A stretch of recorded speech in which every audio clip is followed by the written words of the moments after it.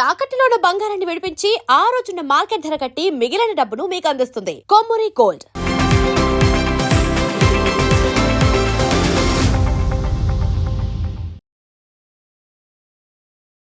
నమస్తే, నేను ముఖేష్. ఈరోజు మనతో పాటు ఉన్నారు ప్రముఖ high court advocate and family counsellor Yamini Chandrika గారు. నమస్కారం మేడం. నమస్తే అండి. సో ముఖ్యంగా నటుడు శివాజీ చేసిన వ్యాఖ్యలు చాలా వివాదాస్పదంగా మారాయి.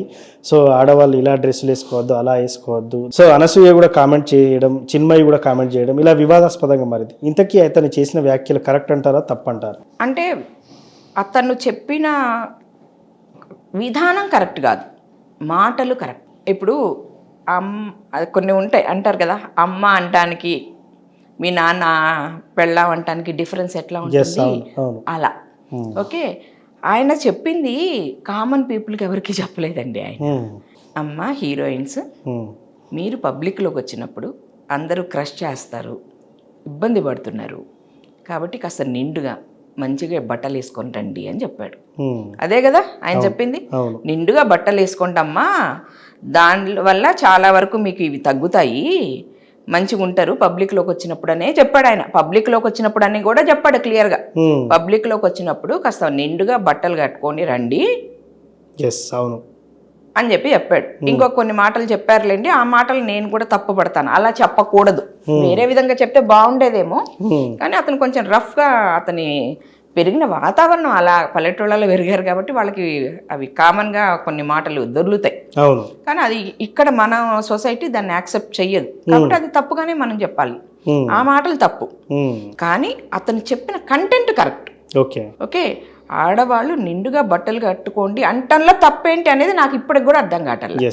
అవునా, ఇప్పుడు పెళ్లి చేసుకుంటే ఆడపిల్లలు ఈ రోజుకి పట్టుచీర కట్టుకొని కూర్చుంటున్నారు కానీ మోడర్న్ అయిపోయామని ఫ్రాకులో, మిడ్డీలో ఈ టైపు డ్రెస్సెస్తో పెళ్లి చేసుకుంటున్నారా? నేనైతే చూడలే. మరి అక్కడ లేదా మీకు తప్పు? సమానత్వం ఎక్కడ రావాలి? నేను ఎప్పుడు అదే చెప్తా, సమానత్వం ఎక్కడ ఉండాలి? ఈక్వల్గా చదువుకోండి, ఈక్వల్గా సంపాదించండి, భర్త లేకపోయినా పిల్లల్ని మీరు పెంచగలగండి, రెస్పెక్టబుల్ పొజిషన్లో ఉండండి, అక్కడ తెచ్చుకోండి సమానత్వం. సమానత్వం ఏదో విచ్చలవిడిగా పిచ్చి బట్టలు వేసుకొని సిగరెట్లు తాగుతూ పబ్బులుగా తిరుగుతూ సమానత్వం స్వేచ్ఛ అనుకోకండి. అది సమానత్వం కాదు, స్వేచ్ఛ కాదు. ఎన్ని జనరేషన్స్ వెళ్ళినానండి, కొన్ని నిజాలు నిజాలే, వాటిని మనం మార్చలేము. సూర్యుడు తూర్పున ఉదయిస్తాడు, పశ్చిమాన అస్తమిస్తాడు, దాన్ని మీరు మార్చగలరా? నేను మార్చగలనా? అలాగే ఆడవాళ్ళు పిల్లల్ని కనాలి, అంతే కదా, మగవాడు సంరక్షించాలి. ఇది కొన్ని జనరేషన్స్ నుంచి మనకు వస్తున్నది. ఆడవాళ్ళు పిల్లల్ని కన్నప్పుడు మగవాడు మీ తోడు ఉన్నా లేకపోయినా పిల్లల్ని పెంచాల్సిన బాధ్యత ఈ రోజుల్లో ఆడవాళ్లే తీసుకుంటున్నారు. ఈ రోజుల్లో ఏంటి, ఇదివరకు కూడా ఆడవాళ్లే. మగవాడు భార్య లేకుండా బతకలేడండి. పిల్లల కోసమైనా అతను ఇంకొక పెళ్లి చేసుకుంటాడు. కానీ ఆడవాళ్ళు భర్త చనిపోతే పెళ్లి చేసుకోరు, పిల్లల్ని చూసుకుంటూ పిల్లల్ని పెంచుకునే దానిలో బతుకుతారు వాళ్ళు. అవునా, అలాంటి తల్లులు మంచిగా ఉండటంలో తప్పేంటి? మీ బాధ్యత ఏంటి? పిల్లల్ని సక్రమంగా పెంచడం. వంటలు గింటలు ఇవి నేను చెప్పట్లా. మీ బాధ్యత పిల్లల్ని మాత్రం ఒక మంచి దారిలో పెట్టడం, మంచిగా పెంచటం, మోరల్గా ఎథికల్గా వాళ్ళు కరెక్ట్గా ఉంచటం మీ బాధ్యత.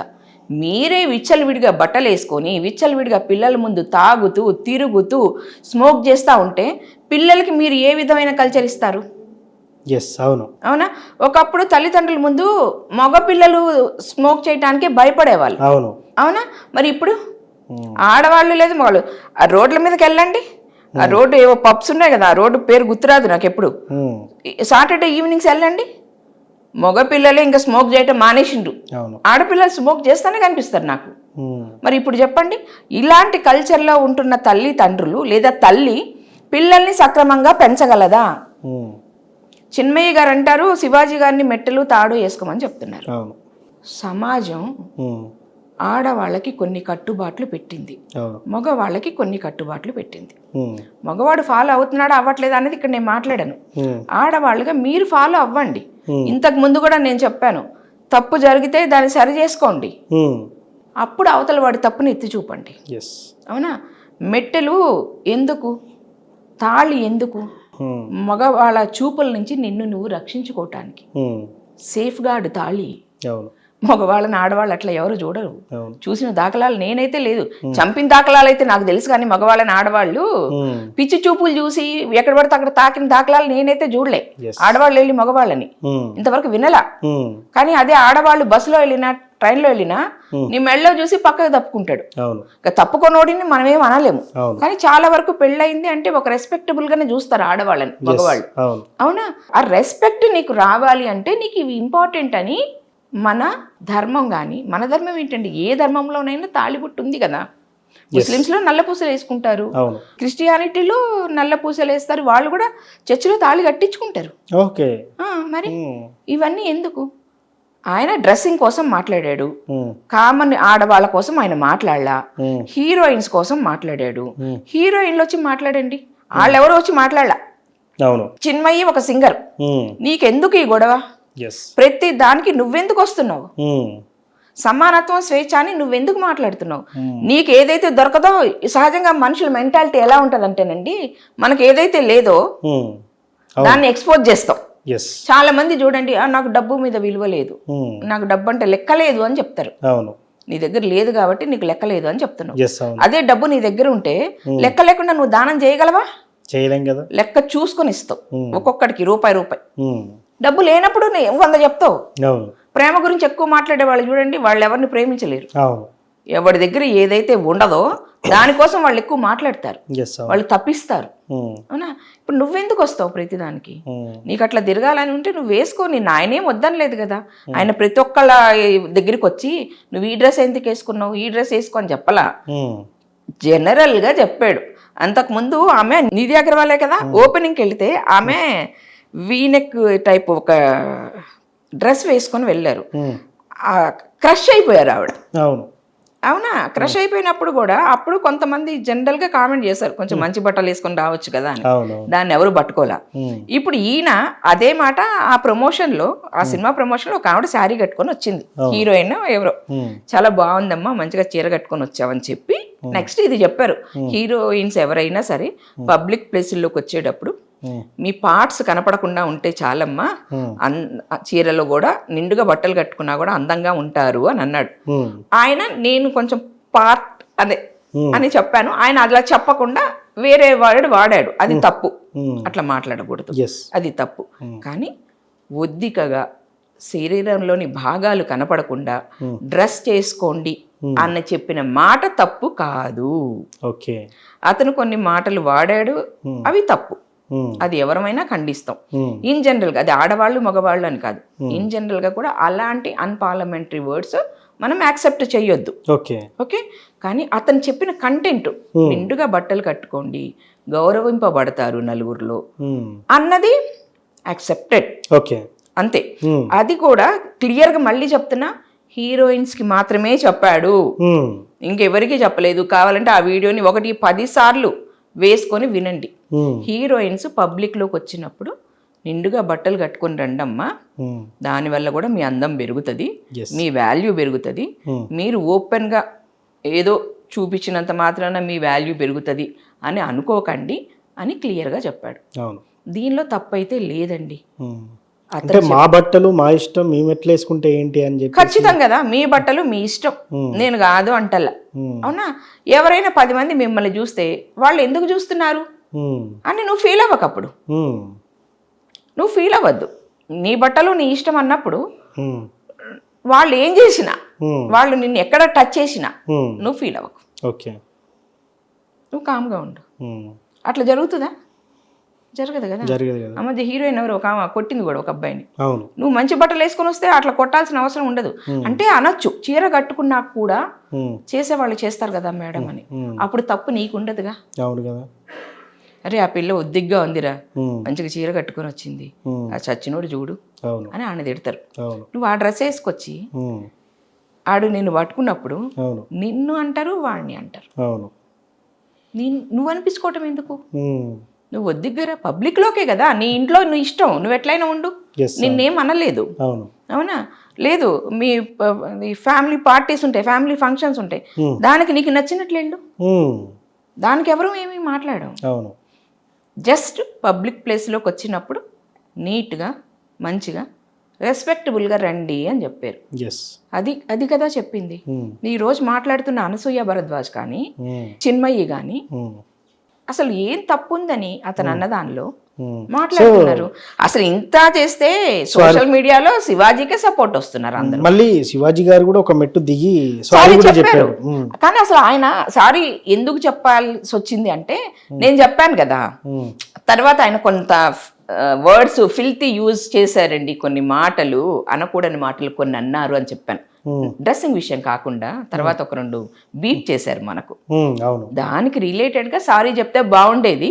కానీ ఇంకా ఆయన టోటల్ గా ఇంకెందుకులే వీళ్ళతో గొడవ అనుకున్నారేమో, అన్నిటికీ కలిపి సారీ చెప్పేశాడు ఆయన.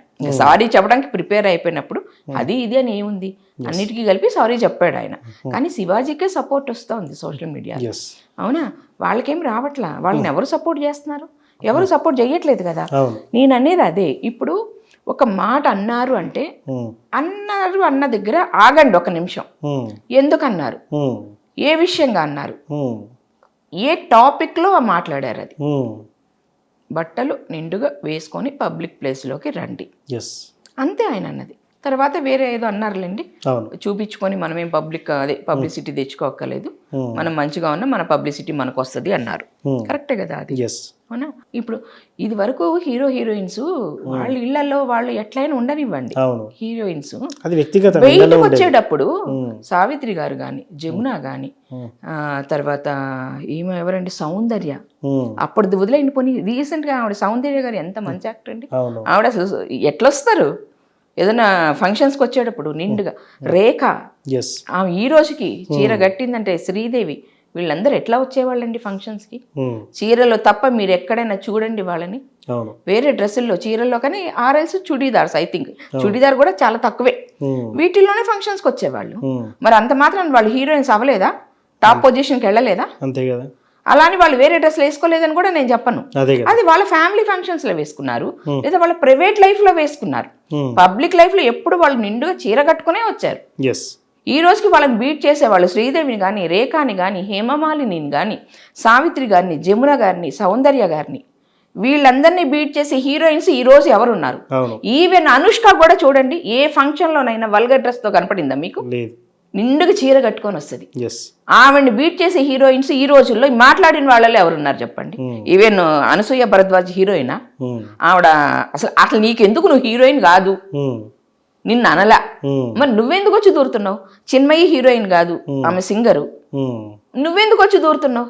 ప్రతి దానిలో మేము ఉన్నాము, మాకు ఒక పబ్లిసిటీ కావాలి అని మాట్లాడటమే తప్ప నిజంగా ఎఫెక్టెడ్ పీపుల్ ఎవడో మాట్లాడట్లా. హీరోయిన్స్ ఎవరన్నా మాట్లాడినరా? ఎవరు మాట్లాడలా. ఎవరికైతే పబ్లిసిటీ కావాలో, ఎవరైతే మాటి మాటికి పబ్లిక్ డొమైన్ లో మేము కనపడాలి అని అనుకున్నారో వాళ్ళు మాత్రమే నోరు తెరిచి మాట్లాడుతున్నారు తప్ప ఎవరు నోరు తెరిచి ఏమి మాట్లాడట్లా. శివాజీ గారు మాట్లాడిన కొన్ని మాటల్ని మనం తప్పకుండా ఖండించాల్సిందే, ఆయన అలా మాట్లాడకుండా ఉండాల్సింది. ఇప్పుడు ఏమైందంటే మంచి మాటలు వదిలేసి ఈ పిచ్చి మాటలను పట్టుకొని ఆయన్ని దుమ్మెత్తి పోస్తున్నారు. మంచి మరుగున పడిపోయింది, చెడు ప్రపంచాన్ని జుట్టొస్తోంది, అంతే. ఈ విషయం సద్దుమణిగే అవకాశం ఉందంటారా? అసలు అయిపోతుందండి, దీనికంటే పెద్దది రేపేళ్ళుండి ఇంకోటి వస్తుంది, ఇది ఆపేస్తారు, మళ్ళీ దాని మీద పడతారు మనోళ్ళు. సో మొత్తానికి ఆయన చేసిన వ్యాఖ్యల్లో కొంత మంచి ఉంది, కొంచెం చెడు ఉంది. సో చెడు కొంచెం ఎక్కువ, మనం అనుకున్నదే కదా, ఎప్పుడైనా పబ్లిసిటీ చెడే ఎక్కువ జరుగుతుంది, మంచి జరగదు.